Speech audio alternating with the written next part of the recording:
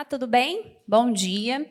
Bom, para quem não me conhece, meu nome é Vânia Matoso, eu sou nutricionista. Hoje a gente vai falar sobre um assunto que está super em voga, que não é necessariamente a microbiota do intestino, porque isso vocês já sabem. Hoje a gente vai falar sobre microbiota de vagina. Vocês vão ver nos próximos anos a importância da microbiota de vagina para o equilíbrio hormonal, feminino, fertilidade, endometriose.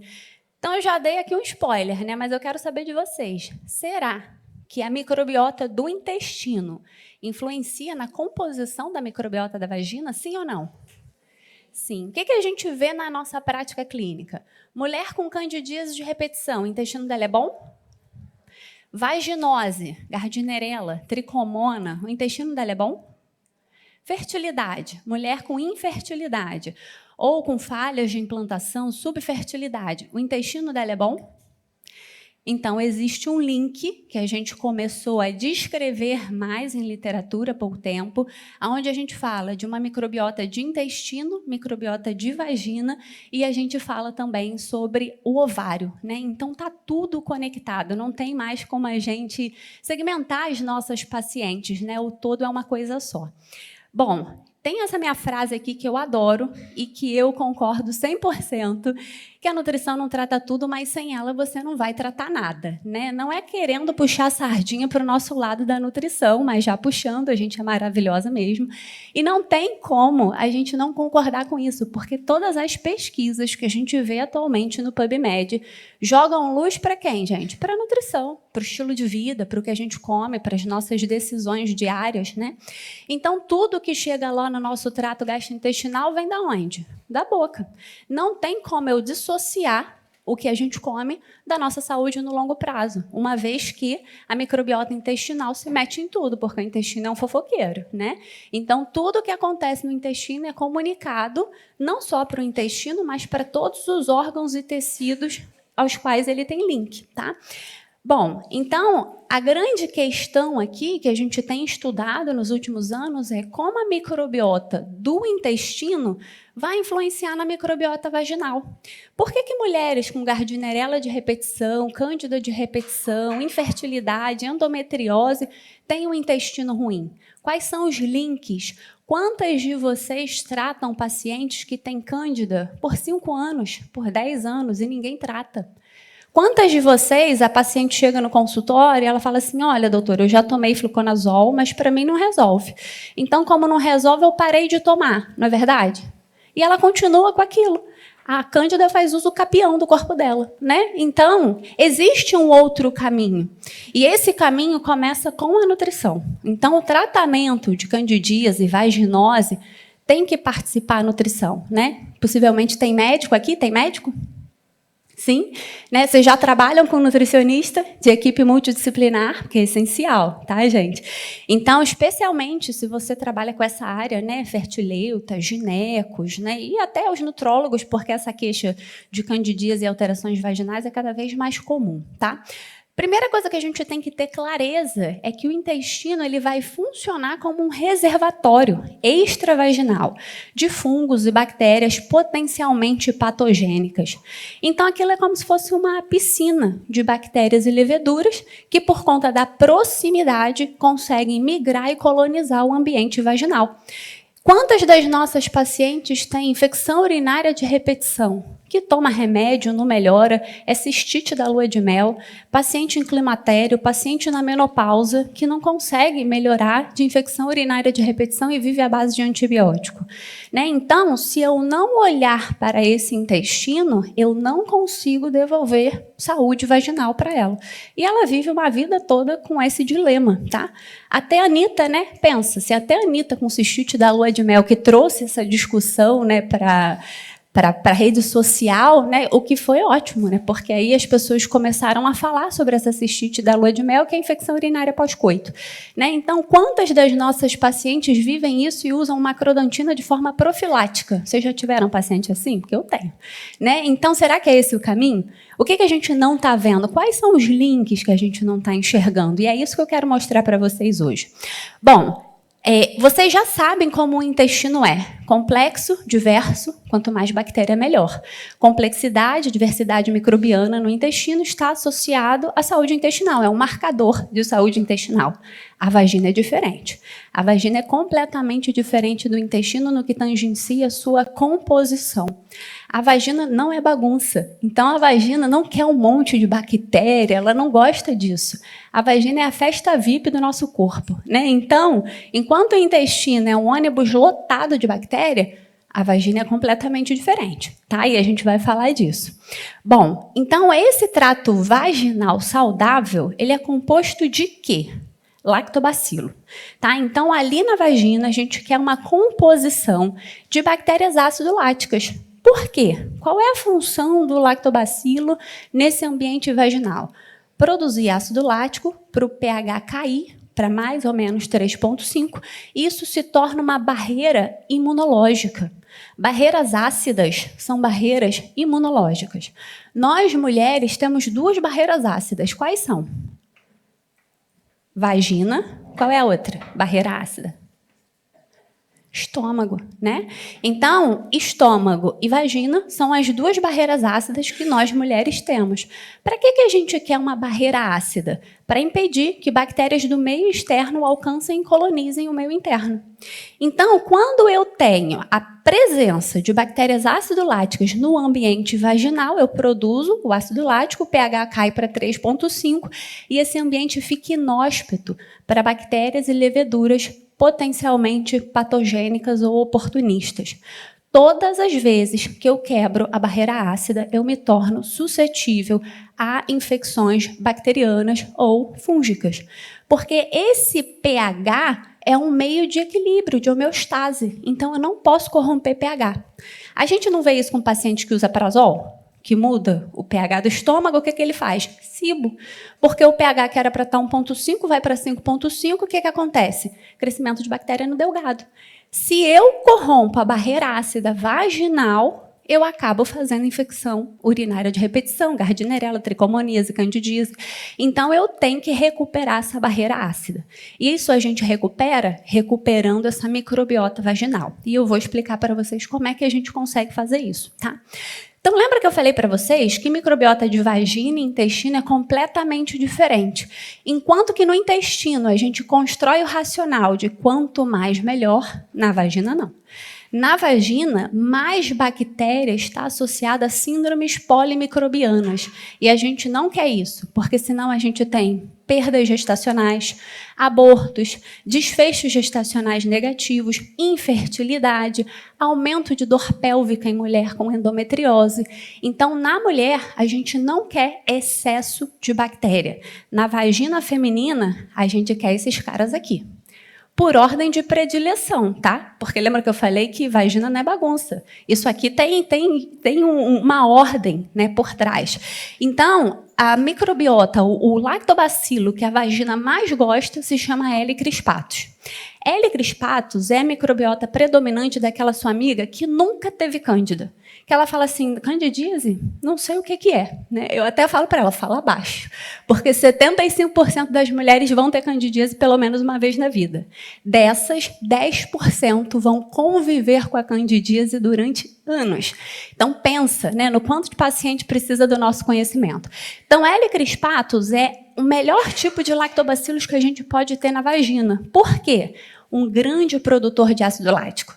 Dentre esses aqui, o melhor. Lembra que eu falei? Preciso de ácido lático para produzir ácido e o pH cair, assim eu me mantenho saudável. Depois do L. crispatus, a gente tem o L. gasseri. Então, assim, ele não é uma Brastemp, ele é uma Consul, mas já ajuda, né? Então, ele é muito mais interessante que o Ginseng, mas ele não é tão bom quanto o crispatus, porque ele produz ácido, mas nem tanto assim.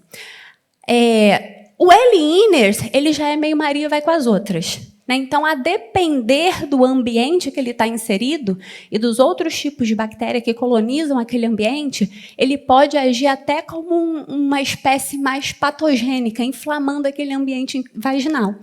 O L-Iners é bem comum naquelas mulheres que fazem infecção com muita frequência. Então, aquela paciente que nunca tem infecção vaginal, nem sabe o que é isso, possivelmente a microbiota dela tem uma composição de L. crispatus muito maior. Já aquela paciente que tem infecção com muita facilidade, a composição microbiana dela vaginal possivelmente está associada a L-Iners. O que vocês observam na prática clínica de vocês? Vocês tratam candidíase de repetição? E vaginose? Vaginose é a gardnerella, que dá aquele cheiro de peixe, de queijo.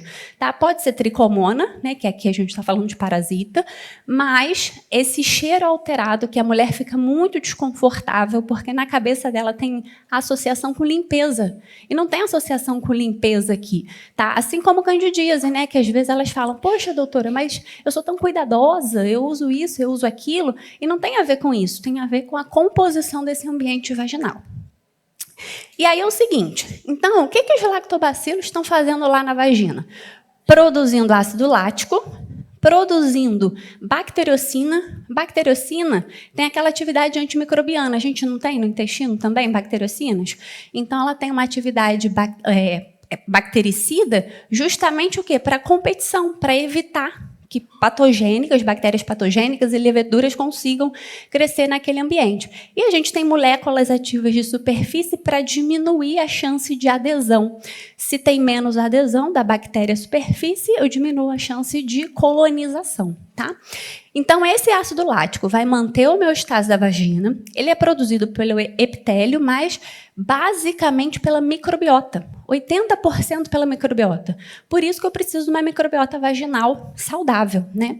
E o estrogênio, ele vai estimular o acúmulo de glicogênio que tem a ver com a composição bacteriana vaginal.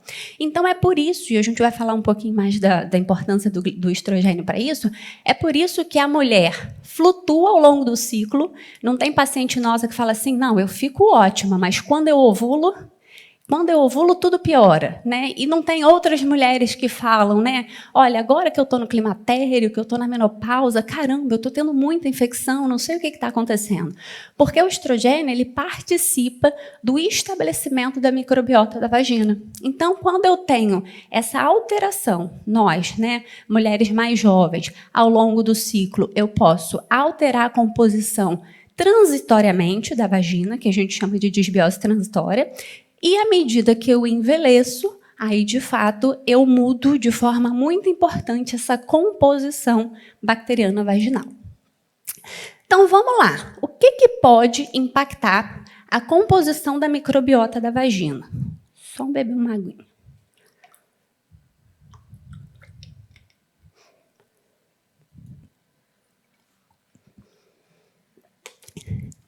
Então, o que pode impactar a composição da microbiota da vagina? Tudo, né? Então, vamos lá. Estresse. Quem não é estressada em 2025? Mulher que não é estressada em 2025? Não conheço, né? São pouquíssimas. Então, o estresse, né, ele vai atuar tanto mudando a composição da microbiota, quanto corrompendo a resposta imunológica. Então, isso pode facilitar ali um estabelecimento de uma microbiota patogênica. Idade, tá? Então, a microbiota vaginal tem a ver com a idade, porque tem a ver com estrogênio. Então, a menina tem uma microbiota diferente da mulher em idade fértil, que é diferente da mulher no climatério e menopausa, que é diferente da mulher na pós-menopausa, a depender, né, da disponibilidade de estradiol. Estilo de vida, mulher que bebe, mulher que fuma, muda completamente a composição da microbiota da vagina. Dieta, quando a gente fala de dieta, é açúcar. Microbiota da vagina não gosta de açúcar. Não gosta de alta carga glicêmica. Então, esse é um ponto que a gente tem que olhar. Porque, assim, a gente acha que as pessoas comem super bem, mas é porque a gente só segue nutricionista. Então, nosso feed, a gente só vê salada. Essa não é a realidade da nossa população. A gente tem um olhar enviesado, né? A microbiota de intestino, que a gente vai traçar alguns outros paralelos, o uso de remédio contraceptivo ou reposição, tá, hormonal, isso muda também esse ambiente vaginal. O uso de antibiótico ou anti-inflamatório. O uso de probiótico altera positivamente. Infecção vaginal de repetição, e aquelas mulheres que usam creminho, né, com muita frequência. E etnia. Então, a gente sabe que a etnia também muda a composição bacteriana vaginal. A asiática tem um tipo de microbiota, negra tem um tipo de microbiota e caucasiana tem outro tipo de microbiota. Então, vê como tem muitos pontos de atenção, né, quando a gente está pensando na composição dessa microbiota de vagina. E o que é, então, a disbiose vaginal? É a queda de lactobacilos. Quando eu tenho essa queda de lactobacilos, eu tenho uma condição polimicrobiana, né, desses micro-organismos anaeróbicos que acabam gerando ali uma disfunção importante naquele ambiente vaginal. Mas o que vocês precisam entender? Disbiose é tudo igual? Sim ou não? Quando a gente pensa no intestino, aí vocês falam assim, o paciente está disbiótico. Eu posso ter disbiose por fungo, eu posso ter disbiose por bactéria, eu posso ter disbiose por parasita, por protozoário. Eu trato da mesma forma? A vagina também não. Então, gente, dizer em 2025 que é disbiose é chover no molhado. Minha mãe também sabe falar que as pessoas estão com disbiose. Mas que tipo de disbiose eu estou tratando? É isso que você tem que responder, porque é isso que te diferencia na prática clínica. E você, como nutricionista, não é pago para dizer que a pessoa está com disbiose, você é pago para resolver. Então, quando você é pago para resolver uma disbiose, você tem que saber o que você está fazendo. Porque senão você vai tratar todo mundo da mesma forma. E aí você não vai ter resultado. Então, quando eu estou falando de uma vaginose bacteriana, eu estou falando basicamente de bactérias que formam biofilme, mas especialmente Gardnerella. Tá? Essa acaba sendo a mais comum, é a predominante. É a que altera o cheiro, né, que as mulheres ficam bem desconfortáveis. Geralmente, o tratamento convencional que a gente conhece é terapia com antibiótico. E a gente vai falar disso, mas qual é o problema? Alta taxa de recorrência, né? Então, a mulher vive essa dinâmica. Ela pode ter candidíase vulvovaginal também, né? Que majoritariamente é causada pela Candida albicans, mas não só. A gente tem vários tipos de Cândida. Então, aquela mulher que às vezes não está respondendo a um tratamento convencional por conta, né, de uma candidíase, será que é Candida albicans? Ou é Krusei, ou é Tropicalis, ou é parapsilose. A gente tem outras possibilidades, tá? E aí aqui vale a pena uma investigação, se você é um gineco ou trabalha com gineco, da gente pedir alguns exames específicos, né? Um painel multiplex ou até um antifungigrama, para entender qual é o melhor tipo de tratamento para essa mulher que não é responsiva a tratamento convencional. Eu até vou mostrar para vocês. Ó, aqui eu trouxe para vocês verem um painel multiplex, tá? Eu trabalho com um ginecologista.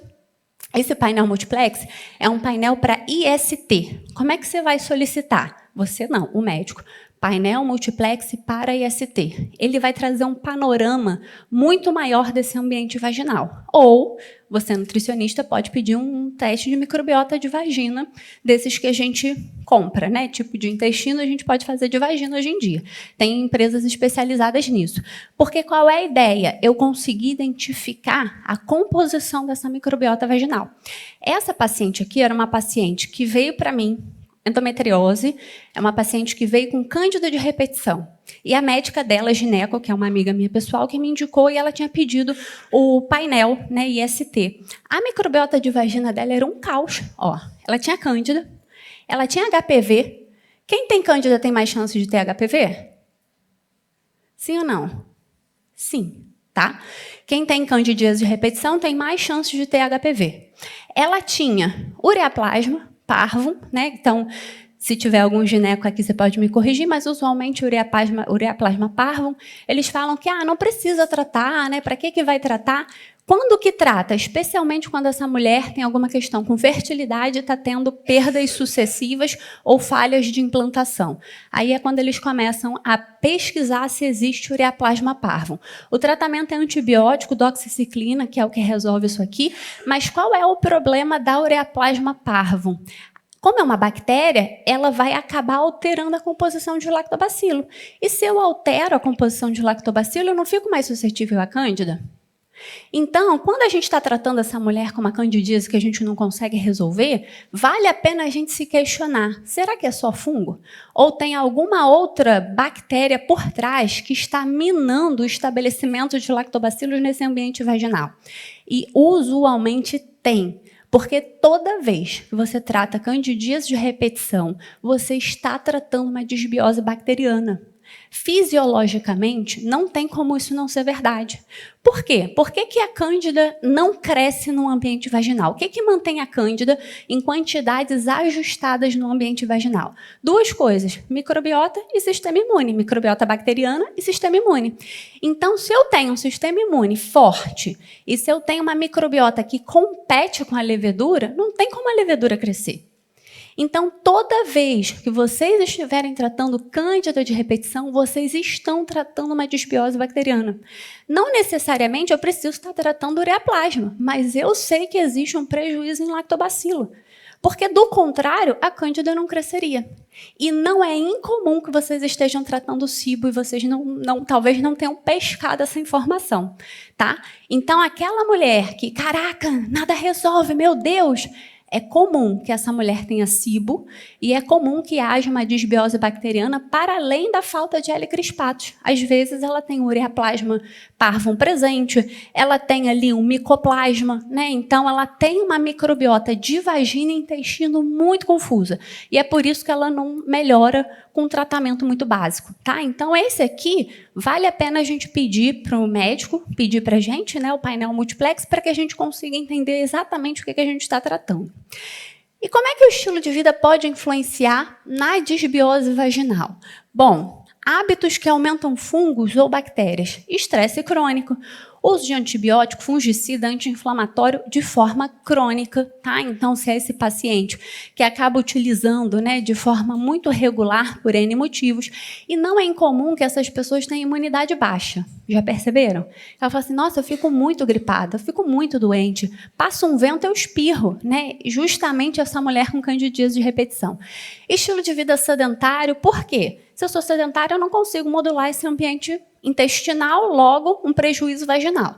Álcool, tá? Então, a questão do consumo de álcool, ela mexe bastante com microbiota de vagina, então é algo que a gente tem que falar com a nossa paciente. Dieta rica em gordura saturada, porque bacon não é rúcula, tá? E dieta rica em açúcar, tá? Então a gente tem que avaliar a questão de carga glicêmica. E tabaco, né? Que a gente vem diminuindo bastante o consumo de tabaco no geral, mas que continua sendo algo que a gente tem que falar na prática clínica. Então, tem alguns hábitos que vão desregular, hábitos alimentares, que vão desregular esse ambiente vaginal e intestinal. Alimentos ultraprocessados, que vocês já sabem, tá? Mas a grande questão ali é o excesso de farináceo e alimento de alta carga glicêmica.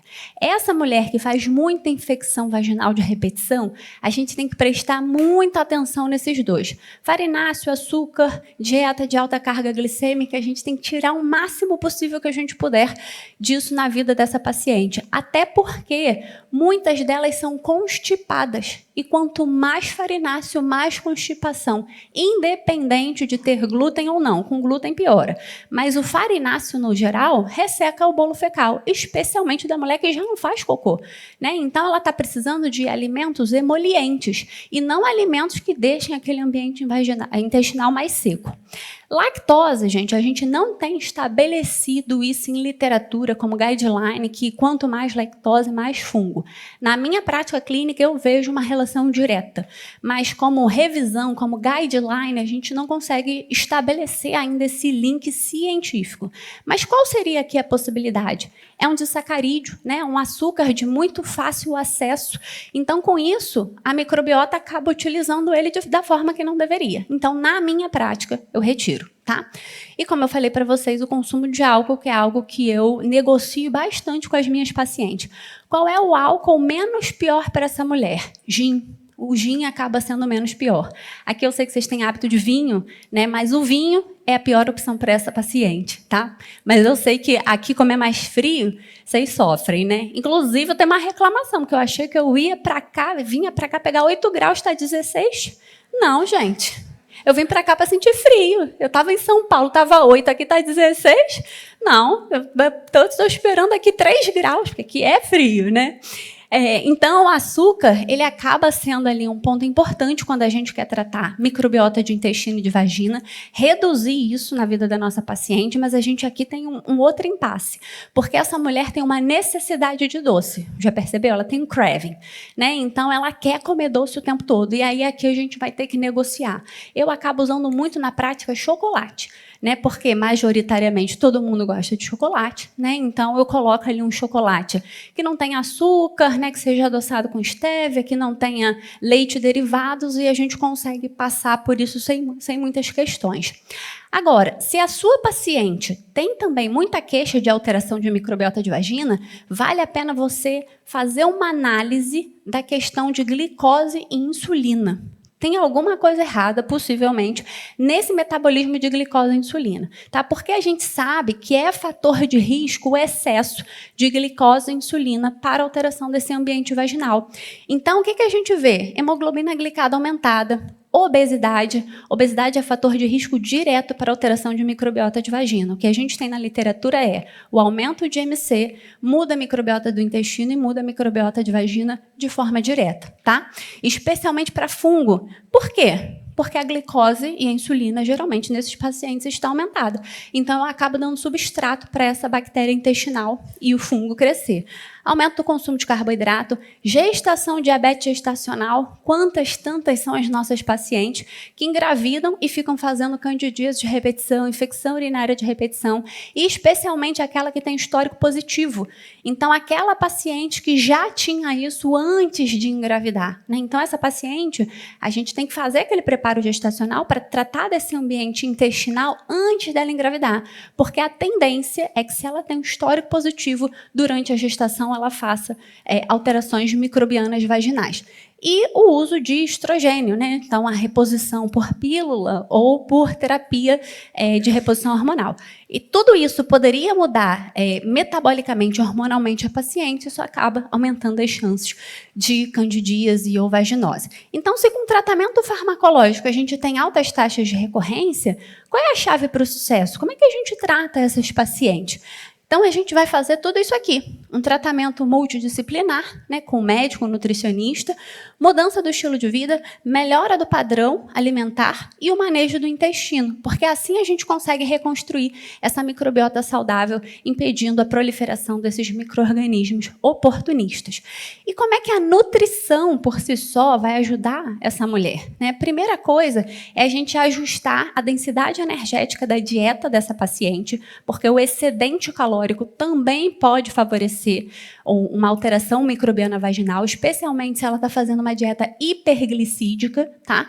Então, ajuste no volume alimentar da dieta dessa paciente, um padrão alimentar de baixa carga glicêmica, adequação de gordura saturada.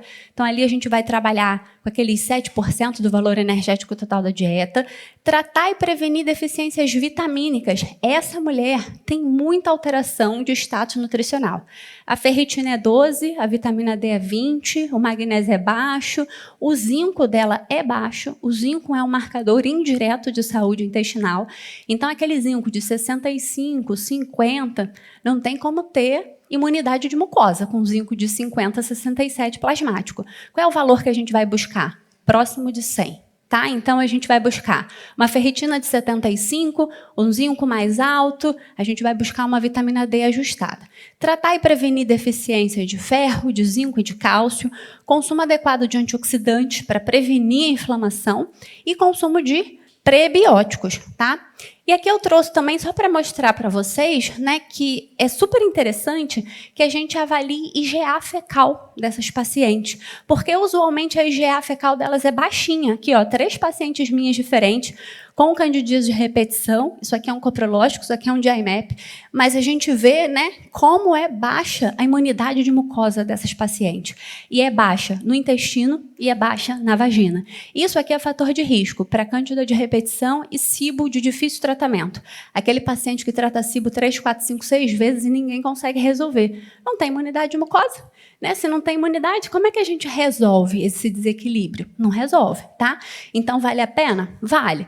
E a gente tem um super produto, uma super possibilidade para aumentar a imunidade de mucosa, que é o Guardian, né? Que é um produto que vocês já conhecem. A gente tem fibra, vitaminas e minerais, vitamina D para regular esse ambiente intestinal. Aqui, nesse caso, quando essas minhas pacientes com IgA de 10, eu começo utilizando 2 vezes ao dia, 2 sachês ao dia, então a gente pode fazer isso por 30 dias e depois a gente faz a manutenção com 1 sachê ao dia. É bom que também module esse ambiente intestinal, formação de bolo fecal, porque não é incomum que essas pacientes tenham alteração, né, do funcionamento intestinal e intolerância alimentar. Vocês já perceberam quantas tem? Distensão, gases, tudo que eu como passa mal, eu fermento muito. Porque essa alteração de microbiota intestinal e vaginal, elas estão muito juntas. E tem 2 coisas que essas bactérias e esses fungos detestam: fibra e butirato. Então, uma dieta rica em fibra, que vai levar à produção de butirato, vai ajustar positivamente esse ambiente intestinal. Uma dieta ocidental, pobre em fibra, com pouco butirato, acaba deixando a gente mais suscetível. Qual é o ideal de fibra? Quanto que a gente deveria consumir de fibra? Vocês têm uma noção? 14 gramas por 1.000 calorias. Sabe qual é a média de consumo no Brasil? 7 gramas. Dia, não por 1.000 calorias. Então, a gente está muito aquém da necessidade. Até para a gente, nutricionista, às vezes é difícil bater o consumo de fibra, né? Porque passa um dia, não consigo comer legume e verdura do jeito que eu gostaria, a gente fica aquém da recomendação, né? Então, imagina o nosso paciente, que é leigo, que não sabe nem onde é que está a fibra, né? Então, por isso, a suplementação de fibra, isso vem sendo bem pautado nos congressos lá fora, no que a gente tem de estudo científico, esse aumento na suplementação de fibra dietética, porque a gente não consegue bater nem quando a gente come bem. Tem alguns estudos que sugerem 50, 70 gramas de fibra. O último congresso que eu fui, eles sugeriam 50, 70 gramas de fibra dia, que é bem difícil. Só um vegano, né, que conseguiria comer isso, né? Outras 2 possibilidades que a gente poderia trabalhar com essa paciente: vitamina D. Né? O Restauro eu gosto bastante pela dose, né? Então, 1 gota, 2.000 unidades, o que muda bastante para a gente, porque aquele paciente que não chega com a vitamina D de 10, 15, 16, a gente não vai repletar com dose baixa, né? Então, a gente vai poder trabalhar, teoricamente, com 4 gotinhas, 2 gotinhas, que dariam 4.000 unidades, mas esse paciente tem uma necessidade muito maior, tá? Então, eu gosto muito de utilizar o Restauro, até você poderia deixar ele com doses de manutenção, porque a tendência é a vitamina D baixar. A gente não pega sol, a gente fica o dia todo em casa, né? Então, como é que a dieta não fecha? Lembra quando a gente calculava a dieta na faculdade para tentar fechar a vitamina D? Não fechava. A gente não tem dieta hiperlipídica, né? Então, é difícil fechar a vitamina D e a gente pode colocar o Fiber Butt também. Qual é a vantagem ali? O própolis, né? Então, o própolis tem uma atividade bactericida, fungicida, fungistática muito interessante. Até por conta de um composto chamado artepelin C, né? Que tem ali uma amplificação da resposta imunológica, aumentando a resposta de mucosa e tem o seu efeito antimicrobiano, junto com a cúrcuma longa, que também tem efeito antimicrobiano e anti-inflamatório, e a suplementação da goma cássia, que é uma das minhas favoritas, justamente porque não fermenta nesse ambiente intestinal. Porque minha paciente já distende, ela já reclama que a barriga dela é distendida. Então, eu tenho que ser cuidadosa, tá? E agora eu vou trazer alguns links. Então, o que essa microbiota tem a ver com infertilidade? Infertilidade hoje se tornou uma epidemia, uma pandemia, né? Então, a gente tem mais gente quase com dificuldade de engravidar do que engravidando. Não é tão simples quanto parece, né? Então, aquela coisa que falaram pra gente, nasce, cresce, reproduz e morre. Peraí, não é exatamente assim, né? Especialmente porque nós, mulheres, estamos engravidando mais tarde, né? E, mal ou bem, a gente tem um relógio biológico, inclusive a gente pode protocolar essa reclamação no saque de Jesus, né? Porque a gente tinha que dá um pouquinho mais de tempo para a gente, né, gente? Porque a gente agora, aos 30 e poucos anos, a gente é muito nova, a gente está no auge da vida e está ali lutando com esse relógio biológico, né? Então, na fertilidade, a gente tem ali essa microbiota vaginal, né, alterando muito a capacidade de implantação e placentação. Então, alguns fatores femininos que vão impactar na fertilidade. A microbiota, a SOP, a síndrome de ovário policístico, mas a SOP é até mais fácil de resolver do que os outros pontos, e a endometriose, né? Quando a gente pensa... deixa eu ver. Tinha um outro slide antes. Quando a gente pensa, né, na fertilidade, a gente tem que olhar para essa microbiota vaginal, sabe por quê? Essas mulheres com infertilidade, usualmente, têm alteração da microbiota de vagina, né? Ou tem uma vaginose bacteriana, ainda que assintomática. Então, pode ter naquele ambiente vaginal Cândida, Enterococos e E. coli. Né? Então, são mulheres que fazem infecção com facilidade. Né? E diferentes grupos de microbioma vaginal foram identificados em mulheres com falha recorrente de implantação. Os lactobacilos associados positivamente ao desfecho gestacional, enquanto que a Gardnerella ela foi negativamente relacionada à fertilidade. Tá? Então, vale a pena, nessa mulher que está tentando engravidar, a gente fazer um mapa, né, desse ambiente vaginal. O que a gente sabe hoje? Que não é só a vagina, né, mas a microbiota cervical também altera as chances, né, dessa mulher engravidar. Né? Então, quando eu tenho alteração ali com mais bactéria gram-negativa, eu diminuo as chances de placentação e implantação. A microbiota do endométrio, que esse parece ser o grande X da questão, tá? Então a gente vê que a ausência de lactobacilos parece estar relacionado com falhas recorrentes de implantação, e a Gardnerella também foi um superfator de risco e muito encontrado em mulheres inférteis. E na microbiota vaginal, a gente vê que níveis apropriados de L. crispatus, lembra que eu falei mais cedo, estão envolvidos como fator de proteção para a vaginose bacteriana assintomática. E é por isso que alguns médicos estão fazendo L. crispatus via vaginal, não sei se vocês já viram, e também via oral, tá? Que parece ser uma intervenção bem interessante. Quando a gente fala de endometriose, infertilidade e microbiota, quais são os links? Quando a gente fala de endometriose, a gente tem uma expectativa, ali, uma epidemiologia de 30% dessas mulheres são inférteis, tá?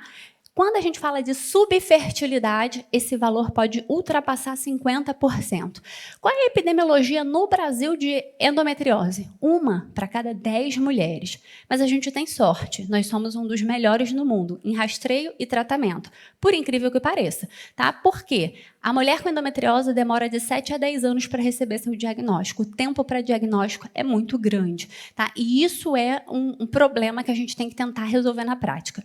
Por que há mais risco de infertilidade na endometriose? Inflamação pélvica, que é aumentada com a disbiose vaginal, alteração da microbiota uterina e vaginal. Então, a sua paciente com disbiose, você não precisa pensar assim, será que ela é disbiótica? Ela é, tá? A gente já sabe isso na ciência. Adesões pélvicas, alterações hormonais, upregulation da resposta inflamatória. Essa mulher é uma fogueira, né? Está sempre pegando fogo. Prejuízo na receptividade e implantação do embrião, na adenomiose também. Adenomiose para implantação é uma questão, tá? Menor contagem de folículos antrais e pior qualidade do ócito. Então, ela pode ter um burnout ovariano, ao mesmo tempo que os que sobram não têm qualidade. Qual é o problema disso? Não forma embrião euploide, mesmo fazendo FIV. Né? Então, FIV, gente, não é a garantia de resultado, que foi o que falaram para a gente lá atrás. Né? Então, é por isso que essa mulher que vai fazer reprodução assistida tem que passar por contato com a nutrição, para a gente melhorar esse ambiente inflamatório, com antioxidantes, melhorar esse ambiente reprodutivo. Senão, apesar do estímulo, ela não tem resultado. Tá? Então, na endometriose, o que a gente vê? Uma disbiose vaginal e intestinal, que está associada ao estadiamento da doença. Então, existem 4 estágios, né, de endometriose. Quanto pior a microbiota, mais avançada a endometriose se apresenta. E quanto pior a microbiota, mais dor pélvica, que é a principal queixa dessa paciente. Né? Dor pélvica e infertilidade, as 2 maiores queixas da mulher com endometriose. Então, eu vou ter que olhar para o intestino e para a vagina dessa mulher com endometriose. Porque isso aqui é uma bagunça dentro dela. Né? Então, a mulher com endometriose tem uma disbiose intestinal, vaginal, uterina. Essa alteração toda, nesse trato reprodutivo dela, vai alterar o eixo intestino-cérebro. Aí o que acontece? Ela sente mais dor, sente mais desconforto, é uma mulher mais poliqueixosa, né? Porque a endometriose exaure muito a mulher em muitas frentes. Ela tem ali uma alteração no estroboloma, no metaboloma, a resposta imunológica dela é corrompida, ela é inflamada, mas vocês veem que isso aqui é um looping infinito? Enquanto eu não trato essa disbiose vaginal, endometrial, intestinal, eu não tiro ela desse loop infinito de inflamação. Então, eu vou ter que olhar para isso também. E eu vou ter que olhar para esse estroboloma, que é algo que a gente tem se debruçado bastante hoje em dia na prática. O que é esse estroboloma? É esse grupo de bactérias intestinais que estão associadas ao metabolismo do estrogênio. Então, teoricamente, né, a gente tem lá o estrogênio passeando pelo nosso corpo, a gente identifica que ele ficou velho. Aí o fígado empacota, joga no intestino e fala, joga fora. Só que esse grupo de bactérias funciona como se fosse um brechó de estrogênio. Aí fala assim, não, você está velha, mas você ainda serve. Aí ele reabsorve, recapitula, ressíntese, recoloca isso na corrente sanguínea e essa mulher que já estava cheia de estrogênio fica com mais estrogênio ainda, velho, reciclado, que deveria ter sido jogado fora, ela recoloca isso nesse ambiente sanguíneo. Então, eu amplifico o problema dessa mulher, não só na endometriose, mas na adenomiose, na mulher com câncer de ovário, de útero, na mulher com SOP, na mulher com mioma. Todas elas têm alteração de estroboloma. Sabe quem tem alteração de estroboloma? Mulher com lipedema. Pode buscar. Ela tem alteração nesse ambiente intestinal e vaginal, tá? E o que esse estroboloma tem a ver com fertilidade, com endometriose, né? Esse estroboloma em desequilíbrio, ele vai fazer uma disruptura desse eixo hipotálamo hipófise ovário, tá? Que é um eixo que tem sido bem estudado atualmente por conta da via de inflamação. Esse excesso de estrogênio vai gerar ciclos irregulares, anovulações. Ela tem alteração na espessura e receptividade desse endométrio, né? Então, com isso, eu tenho falha de implantação, eu tenho aborto de repetição e eu tenho dano à microbiota vaginal secundária a esse ambiente intestinal, né? Esse ambiente é hostil à implantação embrionária. Então, ela faz FIV e não tem resultado, né? Então, e quanto é doloroso para essa mulher passar por FIV sem resultado, né? Então, os estudos recentes, elas indicam que mulheres inférteis têm maior abundância de bactérias produtoras de beta-glucuronidase, como o Bacteroides, Clostridium e E. coli. E é por isso que ela faz infecção urinária de repetição. A Anitta descobriu endometriose por quê? Cistite da lua de mel. Quem causa cistite da lua de mel? E. coli. Ela tem endometriose, uma alteração de estroboloma, um aumento de E. coli, cistite da lua de mel. Esse é o caso clínico da Anitta, né? Então, essa mulher do seu consultório com aumento de infecção urinária de repetição tem uma alteração no estroboloma, porque a E. coli compõe o estroboloma, tá? Então, pensem nisso quando vocês estiverem diante dessa paciente. Então, eu trouxe aqui algumas intervenções terapêuticas promissoras. Alguns probióticos têm sido muito estudados, tá? Na prática clínica, em estudos como Crispatus e Gasseri, para reduzir a beta-glucuronidase, inclusive via vaginal, se você for médico. Eu sou super entusiasta, né? Eu gosto de tratar dessa forma. Dieta rica em fibras e polifenóis para modular esse ambiente intestinal. Moduladores de microbiota como fibra, berberina e butirato têm se apresentado ali como frentes importantes de tratamento. Evitar antibiótico indiscriminado, anti-inflamatório. Modulação desse eixo que foi descrito recentemente, intestino, cérebro, ovário. Mais um eixo para a gente estudar, né? E transplante de microbiota uterina, o padrão ouro. Tá? Então, igual a gente faz transplante de intestino, de microbiota intestinal, né, de fezes, a gente está fazendo transplante de microbiota uterina com resultados muito promissores, né? O John Hopkins tem tocado pesquisas muito interessantes. E no ano passado, né, em 2024, a gente começou a estudar um outro ponto. A gente conhece o estroboloma, mas será que o intestino tem a ver com a metabolização de progesterona e testosterona também? Será que ele também se mete nisso? Né? Então, a gente viu que a microbiota intestinal, ela não apenas metaboliza estrogênio, ela também está relacionada a metabolismo de progesterona. Então, existe um novo eixo, uma nova função, não só o estroboloma, porque isso a gente já sabe. Hoje, a gente também tem um progesteronoma funcional, né? Então, esse é um outro ponto que a gente vai estudar mais nos próximos anos. Então, essa disbiose intestinal, ela vai levar também a uma deficiência de progesterona, mesmo com níveis séricos normais. Por que isso acontece? Esse ambiente intestinal, né, com aumento de permeabilidade, aumenta a passagem de LPS, esse aumento de LPS aumenta a inflamação, isso vai prejudicar a formação de corpo lúteo. Quando eu altero a formação de corpo lúteo, eu diminuo a produção de progesterona, ainda que com níveis séricos normais. É isso que a gente tem visto nas pesquisas. Tá? Então, eu tenho tanto uma alteração na produção, quanto na sensibilidade dos receptores, ainda que com níveis séricos normais. E o que a gente tem visto? Isca, infertilidade sem causa aparente, TPM exacerbada, uma endometriose não responsiva a tratamento, falha terapêutica e hiperplasia endometrial, né? Então, hoje a gente está estudando muito esse ambiente intestinal como um grande sinalizador de progesterona. Então, a gente sabe que essa mulher com disbiose vai ter uma disfunção de sinalização da progesterona induzida pela microbiota. Um novo eixo que a gente vai estudar bastante nos próximos anos. E quais são essas terapias promissoras nesse sentido? Probióticos específicos, né, que eles chamam que são probióticos que podem aumentar a produção de progesterona a partir do momento que ele diminui a inflamação, L-Gacere, Akkermansia e F-Praus, né? Lá fora a gente já usa a Akkermansia como suplemento, né? Aqui é ainda mais difícil. F-Praus a gente não usa, mas como é que a gente consegue aumentar esses dois na prática? Dieta e exercício físico de alta intensidade. Dieta rica em composto fenólico, antocianidinas, cianidinas, açaí. Pode ser uma boa intervenção. Chá pode ser uma boa intervenção. Então, dieta rica em fibra e composto fenólico e exercício físico como modulador desse ambiente intestinal, tá? Já estou acabando, né? E aí, como é que a gente fala dessa menopausa?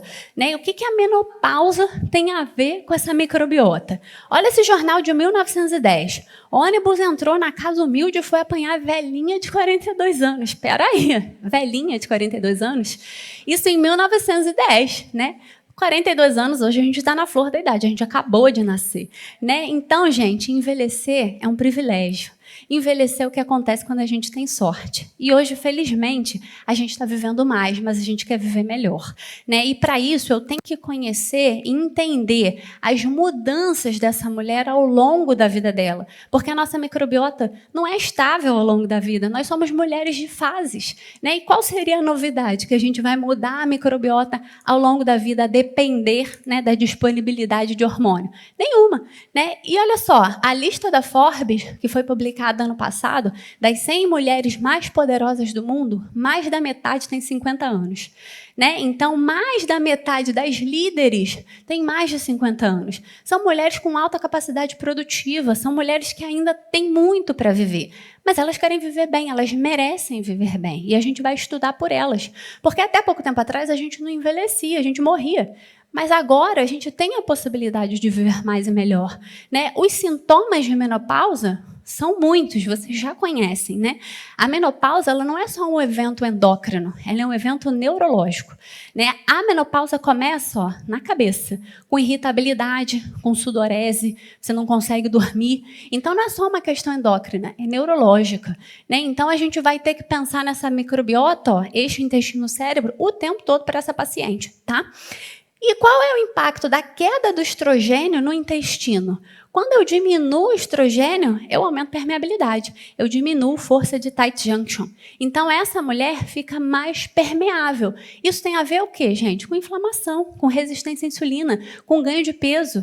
Né? Então, essa mulher fica cada vez mais inflamada e ela fala assim, eu faço a mesma coisa, eu não sei por que eu estou engordando, minha barriga está crescendo. Ela não consegue se entender no corpo que atualmente é o dela. Né? Então, esse intestino na menopausa, ele acaba ficando mais permeável, aumento de permeabilidade leva a endotoxemia metabólica, aumento da inflamação e estresse oxidativo. Então, a gente vai ter que mitigar isso, porque eu falo para as minhas alunas, envelhecer é inflamar. Quanto mais a gente envelhece, mais a gente inflama. Então, eu preciso tratar essa inflamação. E isso vai ser a partir do intestino. E a microbiota da mulher, intestinal e vaginal, quando envelhece, muda. No intestino, essa microbiota fica menos diversa e menos complexa. Isso é péssimo para a nossa saúde metabólica, porque lembra que quanto mais complexa e mais diversa a microbiota, mais saúde metabólica e hormonal eu tenho. Agora, se eu estou envelhecendo e eu estou diminuindo complexidade e diversidade, a chance de eu ter risco cardiovascular aumenta exponencialmente, tá? Então, essa mulher fica com uma microbiota mais parecida com a microbiota masculina e, por isso, também aumenta as chances de desordens cardiovasculares. E aí, o que acontece com essa mulher nessa alteração toda? Síndrome metabólica, né? Ela ganha peso, ela muda o perfil de colesterol, né, de lipídio, né? Ela ganha adiposidade central, a barriga dela vai crescendo, muda a pressão arterial, então eu gero ali uma síndrome metabólica nessa mulher à medida que ela envelhece, também pela microbiota. E aí, o que a gente pode fazer para essa mulher? Além do ajuste na dieta, a gente pode usar o Synergy Control para que a gente consiga controlar a questão de resistência à insulina. Tá? Porque, gente, a gente pensa em modulação hormonal, estrogênio e tudo mais. Como é que a gente regula hormonalmente uma mulher com uma insulina de 25, de 30, com uma glicemia de 101? Não dá. Se eu quero pensar em ajuste hormonal, que eu comece pela insulina, né? Eu preciso colocar essa mulher numa homeostase glicoinsulinêmica, para depois eu pensar no resto, porque senão fica difícil, tá? E uma coisa que ela precisa fazer, força, precisa treinar, né? Então, ela precisa malhar porque ela precisa de músculo, porque nós, mulheres, perdemos músculo a partir dos 30, de 3 a 8% por década, se nada for feito para que isso aconteça. Então, ela tem que fazer força, tá? E o Synergy Control é interessante para modular a glicose e controlar apetite, porque essa mulher, lembra que eu falei que menopausa é um evento neurológico? Final do dia ela quer comer a casa dela, né? Porque o humor dela está muito lábil. E outra coisa que a gente precisa é de vitamina, mineral e nutracêutico para biogênese mitocondrial. Porque quando a gente envelhece, a biogênese mitocondrial diminui também. Então, você não pode esquecer que a microbiota intestinal ela deve ser considerada atualmente como uma variável endócrina, funcional e dinâmica, né, com papel direto na modulação de estrogênio, progesterona, testosterona, saúde reprodutiva e no gerenciamento do envelhecimento feminino. Tá? Então, ela é muito mais do que só um conglomerado de bactérias. Ela é um alvo terapêutico. A gente tem que olhar para ela. Eu acredito hoje que a nutrição do século XXI ela é muito mais do que só a dieta, né? Então, ela vai pensar no físico, no emocional, no espiritual e no social. Mas mais do que isso, quando as minhas pacientes falam Nutri, eu quero melhorar, o que eu posso tomar? Decisão. Você tem que decidir, né? Porque você tem que decidir comer bem quando você está com vontade de comer pizza, fazer exercício quando está frio, né? Dizer não para aquelas pessoas que não fazem mais bem para a sua saúde mental, tá? Então, a primeira coisa, quando a gente quer melhorar na vida, é decidir. Porque quem decide não sofre. A gente não pode ficar em cima do muro, né? A vida vai te convidar a decidir. E quando isso acontecer, decida, tá? Então, isso eu sempre falo para as minhas pacientes. Você precisa decidir melhorar, tá? Então, eu espero que eu tenha convencido vocês que a nutrição não trata tudo, mas sem ela você não vai tratar nada. Quem quiser essa palestra, eu vou disponibilizar, óbvio, para a Central, mas também, se quiser baixar pelo QR Code, né? Espero que vocês tenham gostado. Super obrigada. E obrigada.